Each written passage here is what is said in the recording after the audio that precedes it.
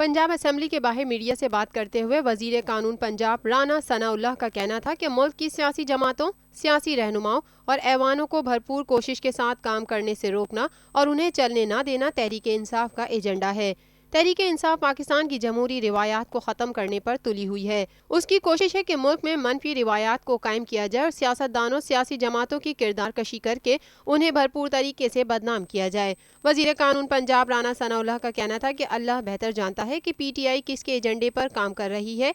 क्या ये इमरान खान का ससुराली एजेंडा है? ऐसे तमाम इकदामात का सियासी जमात की जानिब से होना काबिल मजम्मत है। हम PTI के मनफी एजेंडे को शिकस्त देंगे। सानेहा मॉडल टाउन केस की पेशरफ्त पर वजीर कानून पंजाब राना सनाउल्लाह का कहना था कि अवामी तहरीक रोज़ाना मौक़िफ़ तब्दील करती है।